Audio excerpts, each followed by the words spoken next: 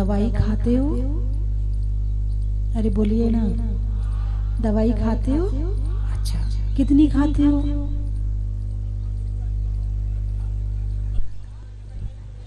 कितनी खाते हो?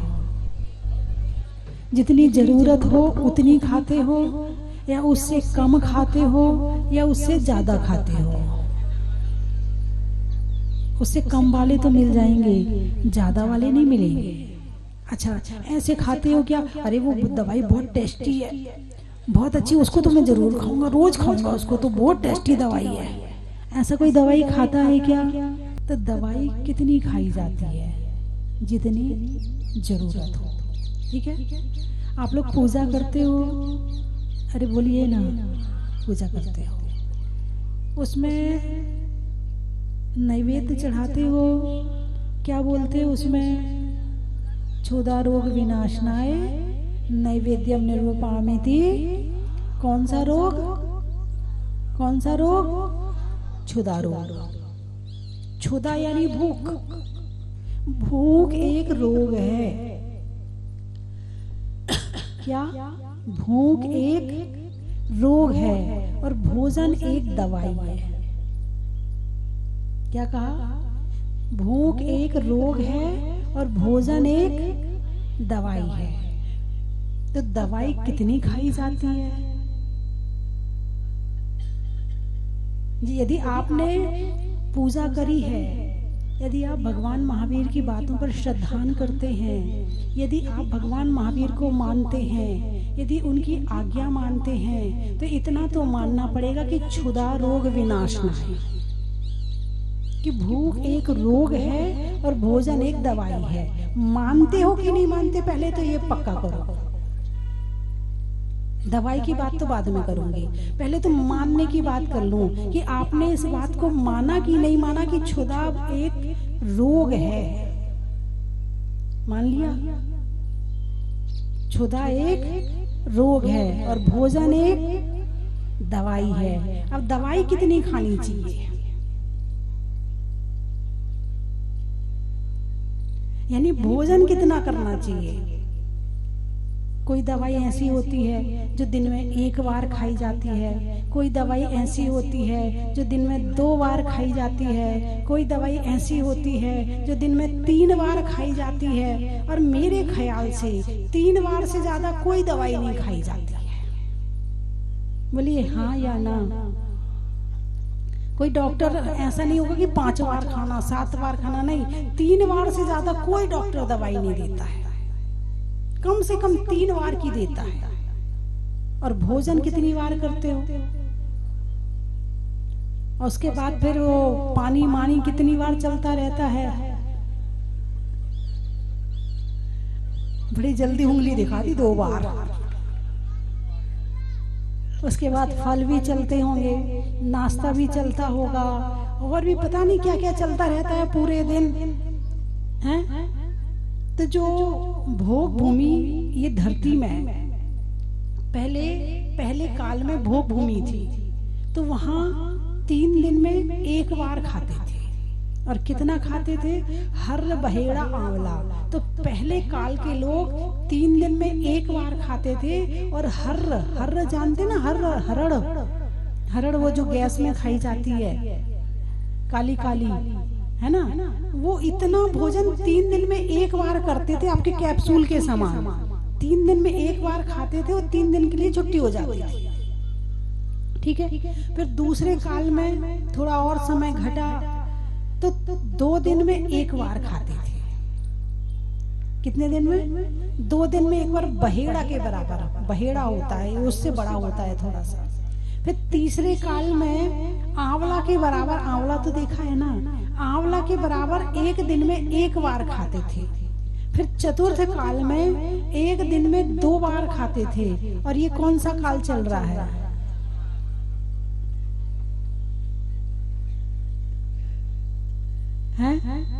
पहले के लोग सोने की थाली में भोजन करते थे, फिर चांदी की थाली में करते थे, फिर गिलट की थाली में तो मैंने भी देखा है, गिलट की, पीतल की थाली तो मैंने भी देखी है ना, उसमें भोजन करते थे।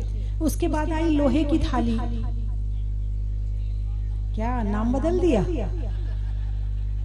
स्टील कहने से वो सोना नहीं बन जाएगा, वो लोहा ही रहेगा।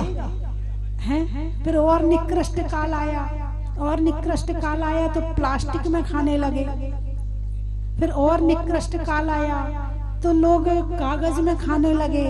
और निकृष्ट काल आया तो हड्डियों के बर्तन में खाने लगे।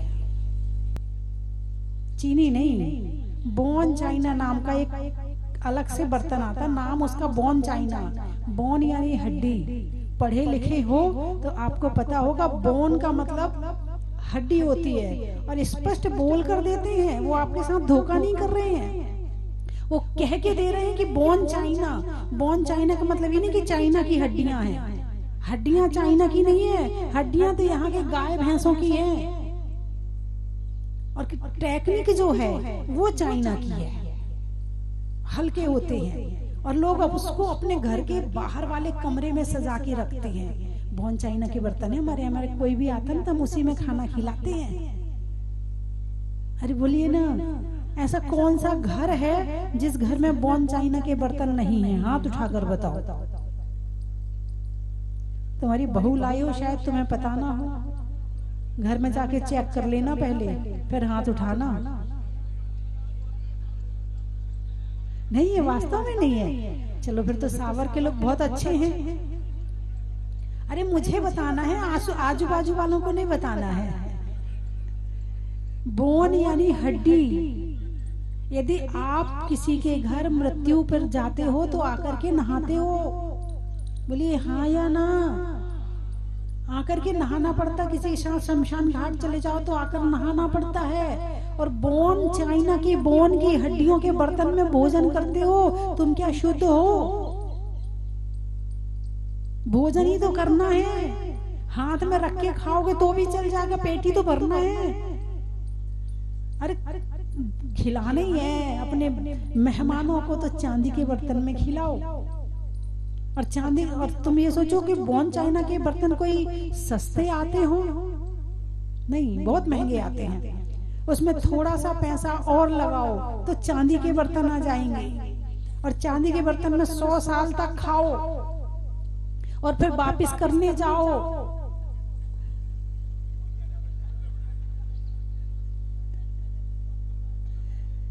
और हड्डी का वो बोन चाइना का बर्तन एक बार हाथ से छूटा गया काम से। यदि फैशन ही करना है तो चांदी की करो ना, सोने की करो ना। उन हड्डियों की क्यों फैशन करे जिसमें पाप भी है? भोजन ही तो करना है।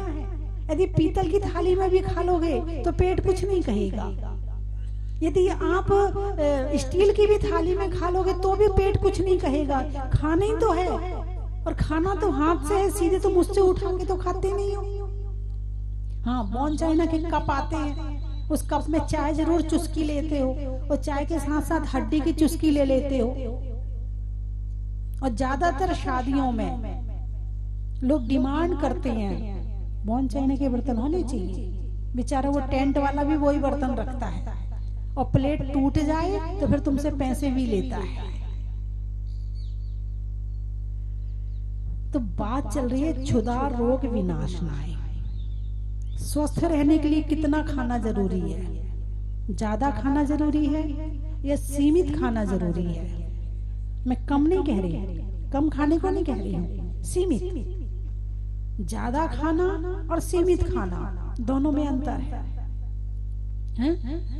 तो क्षुधा रोग विनाशनाय रोग है, इसकी दवाई भोजन है। भोजन करना है, किस लिए करना? पहले उद्देश्य सामने रखो कि हम भोजन क्यों करते हैं। क्षुधा रोग विनाशनाय के लिए। तो क्या खाने से हो जाएगा? बोलिए ना, क्षुधा रोग का नाश क्या भोजन करने से होता है? सुबह खाया, 2 घंटे बाद खा ली, 2 घंटे बाद खाया, शाम को खा ली, शाम को खाया, रात में खा ली, रात को खा के सोए।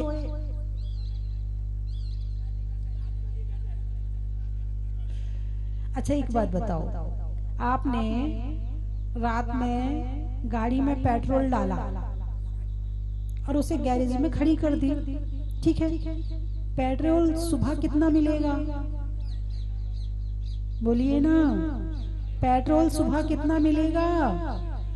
जितना डाला था। अच्छा, रात में भोजन करके सोए, रात भर गाड़ी बंद रही, चालू नहीं रही, सुबह पेट में भोजन मिलेगा? नहीं मिलेगा। इसका मतलब क्या हुआ? शरीर की मशीन हमेशा चालू रहती है, ये गाड़ी कभी बंद नहीं होती है। तो ये हमेशा चालू रहने वाली गाड़ी, इसे स्टार्ट कौन रखता है? ऐसी कौन सी चीज है कि जो स्टार्ट रखता है, जिसके कारण से हमेशा इसकी मशीनें 24 घंटे चालू रहती हैं। तुम सो रहे हो तो भी ब्लड घूम रहा है, तुम सो रहे हो तब भी हार्ट में धक धक धक धक हुए जा रही है ना? तुम सो रहे हो तब भी नसें काम अपना कर ही रही है। तो ऐसी कौन सी चीज है कि मशीन तुम्हारे सोने के बाद भी चालू रहती है? ऐसी कौन सी शक्ति है इसके अंदर में? अरे बोलिए ना। हृदय। अच्छा, हृदय के कारण इसमें आत्मा ना रहे तो हृदय चालू रहेगा क्या? यदि इसमें आत्मा ना रहे तो हृदय चालू रहेगा क्या? नहीं। तो इस हृदय को चालू रखने का काम कौन कर रहा है? आत्मा, है ना? इस मशीन का संचालक कौन है? आत्मा। आत्मा संचालक है। भोजन कौन कर रहा है?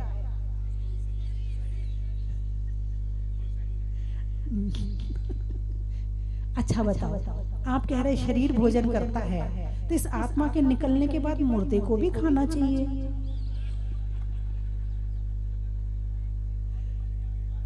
यदि आत्मा निकल गई है, अब खिलाओ मुर्दे को। तुमने कहा शरीर भोजन करता है, अब खिलाओ मुर्दे को, खिला के दिखाओ। हिम्मत है तो खिला के दिखाओ। कोई वैज्ञानिक ऐसी मशीन बना के रखे हों कि जो मुर्दे को खिला सकते हों तो बताओ मुझे। यदि हाथ में ग्रास है और मुंह में यहाँ ग्रास है और आत्मा निकल गई तो हाथ का हाथ में रह जाएगा, मुंह का मुंह में रह जाएगा, वो नीचे भी नहीं जाएगा, वो वहीं का वहीं रह जाएगा। अब कौन खाता? अब बताओ। आत्मा खाती है। हेलो, आत्मा खाती फिर तो सिद्ध भगवान और अरिहंत भगवान को भी खाना चाहिए। अरे बोलिए ना। लेकिन सिद्ध भगवान तो भोजन ही नहीं करते हैं, अरिहंत भगवान तो भोजन ही नहीं करते हैं। अब खाता कौन है ये बताओ? अब जाता ये कहाँ है? तुम सारी जिंदगी से बचपन से पैदा होते ही शुरू हो गए थे। पैदा होते ही सबसे पहला क्या काम किया था? खाना ही शुरू किया था। सोचना पहले नहीं सीखा, हंसना नहीं सीखा, बातचीत करना नहीं सीखी, कोई काम नहीं करना सीखा। क्या सीखा था सबसे पहले? यहीं से शुरू हो गए थे। आहार संज्ञा, इसे कहते हैं आहार संज्ञा। 4 तरह की संज्ञाएं होती हैं: आहार, भय, मैथुन और परिग्रह। पहले नंबर पे आहार को रखा है, पहले नंबर पे। चाहे देवता हो, चाहे नारकी हो, चाहे त्रियंज हो, चाहे पेड़ हो, चाहे पौधे हो, चाहे अग्नि हो, चाहे कोई हो, आहार तो सबको चाहिए ही चाहिए। आहार के बिना इस संसार की प्रवृत्ति हो ही नहीं सकती है। तो अब खाता कौन? प्रश्न वहीं खड़ा है। अभी तो आपने कहा शरीर खाता, तो मैंने वो सिद्ध करके बता दिया कि शरीर नहीं खाता है। फिर आपने कहा आत्मा खाती है, तो मैंने वो सिद्ध करके बता दिया आत्मा नहीं खाती है। तो अब ये जिंदगी भर से कौन खा रहा है?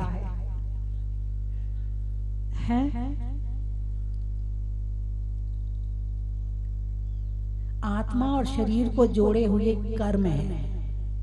कौन है? कर्म है।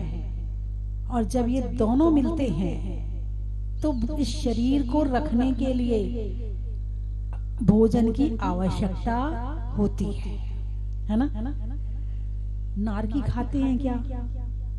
नारकी नहीं खाते हैं। तो क्या वहां जीवन नहीं चलता? क्या चलता है? उनका वैक्रियक शरीर है। अपना कौन सा शरीर है? औदारिक शरीर है। औदारिक शरीर भोजन के बिना नहीं रहता है और वैक्रियक शरीर भोजन के बिना रह सकता है। स्वर्गों में देवता भोजन करते हैं कि नहीं करते हैं? अरे बोलिए ना, कौन सा शरीर है उनका? वैक्रियक शरीर है। देवताओं का और नारकियों का वैक्रियक शरीर होता है। उसमें हड्डी, मांस, मज्जा, खून, पीप ये सब चीजें नहीं होती हैं। उनका शरीर वैक्रियक होता है और वो अपने शरीर को विक्रिया से उसे रूप परिवर्तन भी कर सकते हैं। उसको कहते हैं वैक्रियक शरीर, है ना। तो उनके शरीर में ये सब चीजें नहीं होती हैं, उन्हें भोजन की आवश्यकता नहीं है। इसके पश्चात भी जो देवता होते हैं, जितनी उनकी आयु होती है उतने पक्ष पश्चात उनको उनके गले में अमृत अपने आप झर जाता है और वो तृप्त हो जाते हैं। तृप्ति तो चाहिए ना। खाने के बाद क्या आती है? अरे बोलिए ना। अच्छा, तुम्हारे मनपसंद का भोजन मिल जाए तो तृप्ति आएगी और ना मिले तो? अच्छा चलो, मनपसंद का भोजन मिल गया तब तो तृप्ति आ गई। अरे अब तो हाँ बोल दो, इतना खाने के बाद अब तो हाँ बोल दो। बेचारे भोजन का क्यों अपमान करे? तृप्ति आई कि नहीं आई? आई ना। अब आम का मौसम आने वाला है, आम खाने के बाद कैसा लगता है? और शादी में जब जाते हो और आइसक्रीम खाते हो, आहा। अच्छा, जब तृप्ति आ गई तब दोबारा खाओगे नहीं खाओगे? आप कह रहे तृप्ति आ गई। अब तृप्ति आ गई तो दोबारा भोजन नहीं होना चाहिए। फिर एक ऐसी तृप्ति की एक बार तृप्त हुए दोबारा फिर चाहिए। फिर प्यासे हो गए, एक बार पानी पिया फिर प्यास लग गई, फिर पानी पिया फिर प्यास लग गई। धर्म क्या है? अब यहाँ बताते हैं धर्म क्या है, धर्म का काम क्या है। धर्म का काम है तृप्त करना, और जो धर्म करने से तृप्त होता है उसे भोजन की तृप्ति की आवश्यकता नहीं पड़ती है। जो आत्मा को जानने लगता है, आत्मा को मानने लगता है, जो आत्मा के स्तर का जीवन जीने लगता है, उसे आत्मा में तृप्ति मिलती है। उसे उपवास करने में तृप्ति मिलती है, उसे खाने में तृप्ति नहीं मिलती है। जब तक इस शरीर के स्तर की जिंदगी जी रहे हैं तब तक हमें इन भोगों में तृप्ति मिल रही है। और जिस दिन इस शरीर को छोड़कर ये पता चलेगा कि मैं आत्मा हूँ और मुझे आत्मा के स्तर की जिंदगी जीनी है, उस दिन तुम्हें इन भोगों में तृप्ति नहीं मिलेगी, उस दिन आत्मा में तृप्ति मिलेगी, त्याग में तृप्ति मिलेगी, दान में तृप्ति मिलेगी, पूजा में तृप्ति मिलेगी, ध्यान में तृप्ति मिलेगी, जाप माला में तृप्ति मिलेगी। फिर उसके बाद भाई ठीक है, भोजन है, शरीर चलाना है इसलिए कर लिया। लोग कहते हैं ना गड्ढा है भर लिया। बहुत लोगों को आपने कहते हुए सुना होगा, गड्ढा है भर लिया। अरे कोई बात नहीं, नहीं बनाया तो कोई बात नहीं है। अरे कोई बात नहीं, रोज रोज इतना खाया, अनंत काल से खा रहे हैं, अब कब तक खाते रहेंगे? कोई बात नहीं, नहीं बना तो कोई बात नहीं है। इतनी बार पकौड़ी कचौड़ी खाई, एक बार नहीं मिली तो कोई बात नहीं, तृप्ति है। कब? जब वो आत्मा से जीता है तब। लेकिन जो केवल खाने के लिए जी रहा है वो फिर वो लड़ता भी है खाने के लिए, झगड़ता भी है। ये क्यों नहीं डाला इसमें, ये मसाला क्यों नहीं डाला, नमक कम क्यों कर दिया, तेरी अम्मा ने यही सिखाया, तुझे बनाना भी नहीं आता है, तूने ऐसे क्यों बना दिया, इस समय ये बनाया जाता है, इस समय ऐसा किया जाता है। समझना वो बिल्कुल खाने के लिए जी रहा है। बात समझ में आई कि नहीं आई? अरे बोलिए ना। नहीं, आपकी बात नहीं कर रही हूँ, ये तो किसी और की बात है। जो आत्मा को समझने लगता है, आत्मा को जानने लगता है, भगवान महावीर को मानने लगता है, उनके उपदेशों को जानने लगता है, उनके उपदेशों को पढ़ने लगता है, उसको जीवन में उतारने लगता है, उसे लगता है अनंत काल से खाया। अनंत काल से क्या किया? अच्छा बताओ। पिछले जन्म में मान लो आप कहीं थे, तब खा रहे थे कि नहीं खा रहे थे? उसके पिछले जन्म में कहीं थे, खा रहे थे कि नहीं खा रहे थे? अब क्या कर रहे हो? अभी भी खा रहे हो। और आगे क्या करोगे? तो किस लिए जी रहे हो? खाने के लिए। खाना मेरा स्वभाव है क्या? अब प्रश्न यहाँ खड़ा करो खुद से, दूसरों से नहीं, खुद से। क्या खाना मेरा स्वभाव है? मंदिर जाते हो रोज? यदि जाते हो तो भगवान को भी खिलाया करो। भगवान खाते कि नहीं खाते? नहीं खाते। फिर उनसे प्रश्न करो, भगवान आप क्यों नहीं खाते हो? हमें देखो घर में तैयारी करके आए, बस जाते ही फटाफट मंदिर से जाते क्या लगती है, जब तक मंदिर ना आओ तो भूख नहीं लगती है, और मंदिर से जाते ही तो क्या शिक्षा ली आपने भगवान से?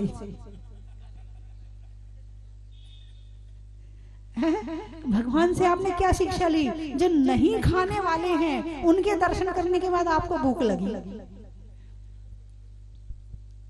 उनको देखने के बाद तो नहीं खाने की याद आनी चाहिए। हे भगवान, अनंत काल से खाया, अनंत काल से खाया, वो दिन कब आएगा जिस दिन ये क्षुधा रोग नाश हो जाएगा। जैसे आप कितनी शांति से बैठे, कोई आकुलता नहीं। सुख क्या है? निराकुल होना सुख है। छठाला की तीसरी ढाल में क्या पढ़ते हो? आत्मिको हित है सुख सो सुख, आकुलता बिन कहिए, आकुलता शिव यानी मोक्ष, आकुलता शिव माही न ताते, शिव मागे लाग्यो चाहिए। सुख क्या है? निराकुलता। मंदिर क्यों आए? जल्दी चलो भाई, भूख लग रही है, जल्दी चलो। घंटे भर पूजा ही करते रहोगे क्या? पूजा पूजा में लगे रहोगे, भोजन कब बनेगा, कब क्या होगा? खाने की आकुलता। किसकी आकुलता? खाने की आकुलता। देखो, भागने की आकुलता। ये टिक के नहीं बैठ पा रहे हैं, इन्हें आकुलता। यही दुख है।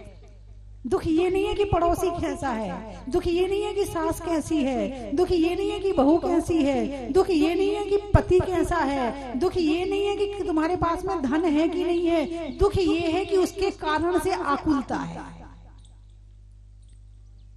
सास अच्छी नहीं है तो आकुलता है। दुख क्या हुआ? सास या आकुलता? आकुलता। बहू अच्छी नहीं है, दुख क्या है? आकुलता। उसके कारण से आकुलता बनी रहती है। सुनने की आकुलता, बोलने की आकुलता, खाने की आकुलता, सोने की आकुलता, आकुलता आकुलता। अब भगवान को देखो मंदिर में जाके, भगवान में किस चीज के दर्शन करने हैं? हमें निराकुलता के दर्शन करने हैं। किस चीज के दर्शन करने हैं भगवान में? कितनी शांति से बैठे भगवान, आपको कोई आकुलता नहीं है, ना खाने की आकुलता। हम इतने भक्त आपके लिए इतने अच्छे अच्छे मंदिर बना रहे हैं, इतने अच्छी अच्छी बेदियां बना रहे हैं। भगवान, आंख खोल के देख तो लो। और तुम क्या बनाते हो मंदिर? जो कुबेर बनाता है भगवान का समोसा, सोना, चांदी, हीरा, पन्ना, स्फटिक मणि और दुनिया भर की चीजों से वो भगवान का समोशरण की रचना करता है, तो भी भगवान आंख उठाकर नहीं देखते। इतनी आकुलता भी नहीं है कि वो आंख उठाकर देख ले। एक पलक उठाने की भी आकुलता नहीं है। और इधर तो पूरे दिन पलक गिराओ फिर उठाओ, फिर गिराओ फिर उठाओ, फिर गिराओ फिर उठाओ। यहाँ तो दिन भर काम चलता है। तो दुख क्या है? दुख क्या है? धन नहीं है तो आकुलता। मेरे पास ये नहीं है, मेरे पास वो नहीं है, मेरे पास गाड़ी नहीं है, मेरे पास बंगला नहीं है, मेरे पास कोठी नहीं है, आकुलता। बच्चा पढ़ नहीं रहा, वो पढ़ नहीं रहा, वो पढ़ नहीं रहा, आकुलता। तो दुख किसका नाम है? आकुलता का। और सुख किसका नाम है? निराकुलता का। अब सुख और दुख की परिभाषा समझ लो। तो धन आए तभी सुखी होगे क्या? कि धन के बिना भी सुखी रह सकते हो? बस इधर की आकुलता खत्म कर दी, सुखी। उपवास करते हो, खाने की आकुलता खत्म, उस दिन शांति। जिस दिन उपवास होता है ऐसा अच्छा लगता है, ऐसी अच्छी फीलिंग आती है। जिसने किया है वो ही जानता है, जिसने किया है और जो वास्तव में श्रद्धा के साथ करता है उसको पता होगा। बाकी साल में एक बार तो कर लेते, चल अनंत चतुर्दशी आई है तो सब कर रहे, हम भी कर लेते हैं। उनकी बात नहीं कर रही हूँ।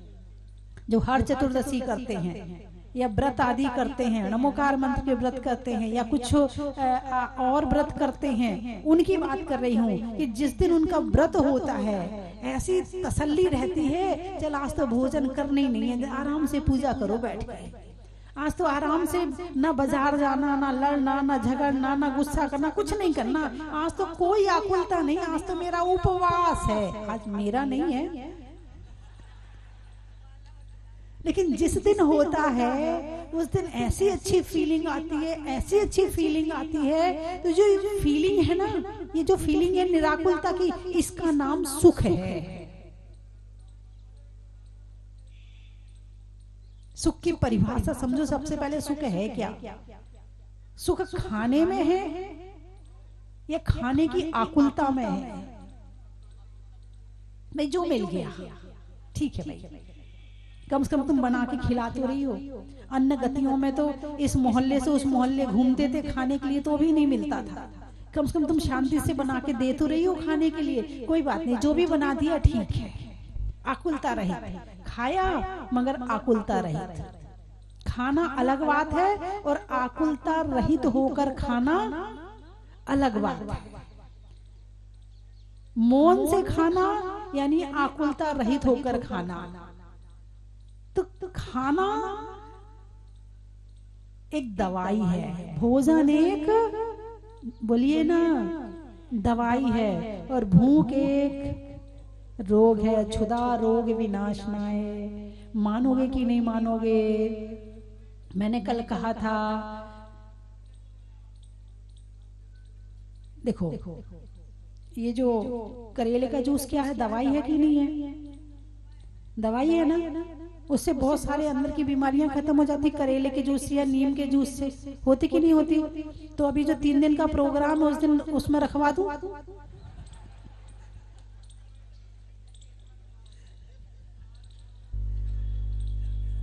अरे बोलिए ना, अभी आपने तो कहा था दवाई है दवाई है। हम दवाई ही तो रखवा रही हूं मैं। नहीं नहीं, सबके लिए दवाई है, सबके लिए दवाई है। 1 2 4 दिन तो पी लो, बहुत दिनों की बीमारी मिट जाएगी। तुम लोग क्या कर रहे हो? ये क्या मतलब है? आकुलता। क्या है इसका नाम? आकुलता। हाँ बोलिए ना, करेले के जूस का प्रबंध करवाऊं क्या कि नीम के जूस का करवाऊं?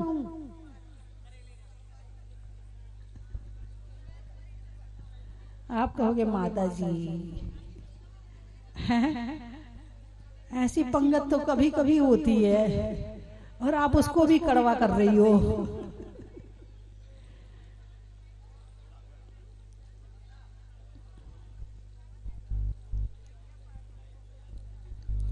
चलिए समापन करूं। ये लोग प्रवचन समाप्त करवाने के लिए आए हैं। क्या था कि वो आज यहाँ प्रोग्राम है ना, वो वाला, वो जुलूस वाला, तो उसमें तैयार भी तो होना पड़ता, तो 1 आध घंटा तो तैयार हो, इसलिए प्रवचन छूट गया उनका विचारों का। एक और बचा है भाई, इसको और जाना है।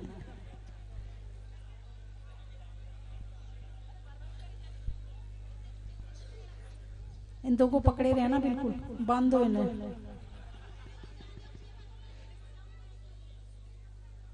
बंधुओं, समय भी हो रहा है, बाकी चर्चा कल कर लूंगी, है ना? थोड़ी सी और कर लूं। नहीं, हमारे क्षुधा रोग का समय हो रहा है। हमें से रोग की तरह दवाई देने के लिए चौके में जाना पड़ता है मुझे। और रोज भगवान से प्रार्थना जरूर करती हूँ कि भगवान वो दिन कब आएगा जिस दिन वास्तव में ये रोज रोज भोजन नहीं करना पड़ेगा। शिकायत करती हूँ भगवान से, ऐसा शरीर क्यों नहीं मिला कि 2-4 दिन में 1 दिन आहार करके काम चल जाता है, ऐसा शरीर क्यों नहीं मिला। शिकायत भी करती हूँ भगवान से, और जाते हुए कह के भी जाती हूँ कि वो दिन कब आएगा जब इसका नाश। कई बार तो मैं लोगों से पूछती, आप सुबह से शाम तक खाते हो, बोर नहीं होती हो? मुझे तो एक बार में लगता है कि मतलब आए भोजन करने जाना है। मुझे तो एक बार में लगता, आप सुबह से शाम तक वही शुरू, सो के उठ के फिर शुरू, फिर चाय चाहिए, फिर ये चाहिए, फिर तुम लोग बोर नहीं होते? मैंने कई बार पूछा, पता नहीं कैसे कैसे दिन भर खा लेते हो। कभी कुछ कभी कुछ कभी कुछ कभी कुछ चलता ही रहता है, चलता ही रहता है। नहीं नहीं, आपकी बात नहीं करी, सावर वालों की बात नहीं, आप लोग तो बहुत नियम धर्म वाले होंगे, है ना? हाँ, तो 3 दिन के लिए एक छोटा सा नियम दे दो, कहूँ कहूँ तो दे दो, हैं? अरे बोलिए ना, आप बोल ही नहीं रहे हैं।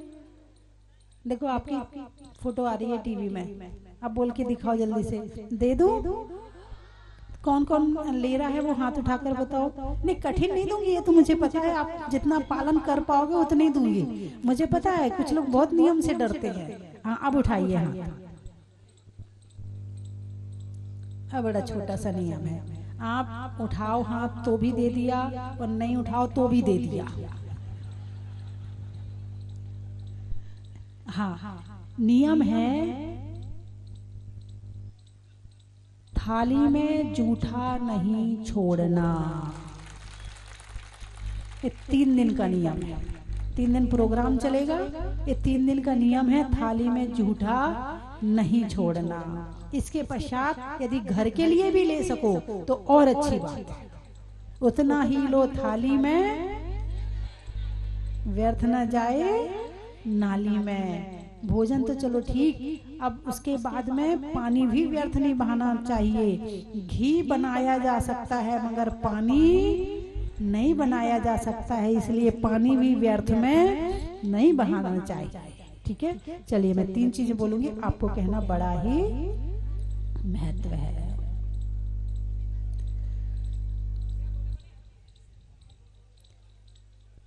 सागर में क्षीर का, पीने में नीर का, और तीर्थंकरों में महावीर का, घोड़े की रेश का, देशों में भारत देश का, और भगवान महावीर के उत्तम संदेश का, सोचने में मन का, कमाने में धन का, और सीमित करने में भोजन का, बैठने में चटाई का, करने में भलाई का, और क्षुधा रोग की दवाई का।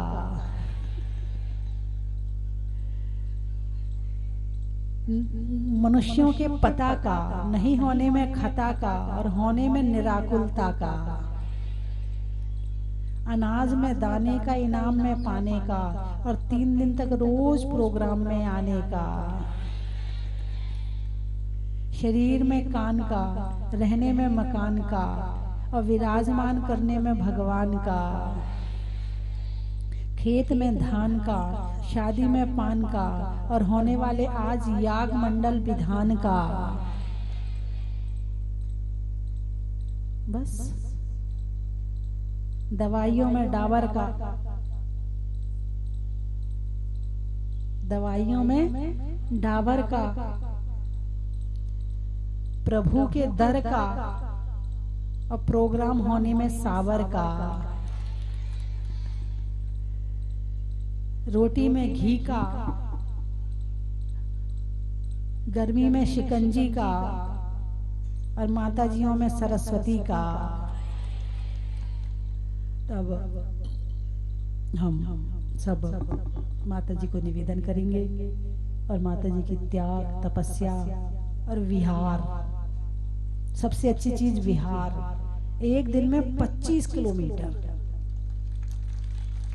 मैं तो 3 दिन में चलूंगी, और फिर 25 के बाद भी 3 दिन का रेस्ट चाहिए। और हमारी माता जी एक दिन में 25 किलोमीटर चलती है और लगातार विहार करती है। तो निश्चित है माता जी की तपस्या बहुत अच्छी है। माइक सेट कर दो माता जी को, बोलिए 24 भगवान की। यहाँ आने के बाद में हमको बहुत शांति मिलती है और हमको बहुत अच्छा लगता है। पूरा हमारा परिवार सुख शांति को बीतता है।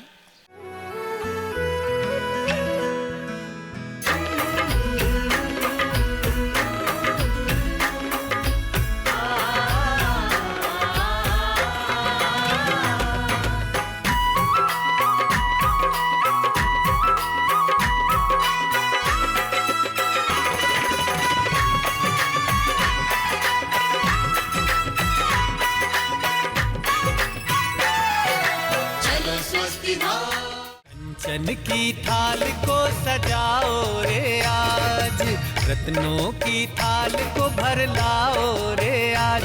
आओ आओ करे रे गुणगान आरती भगवन की, आओ आओ करे गुणगान आरती भगवन की। आओ आओ करे रे गुणगान आरती भगवन की।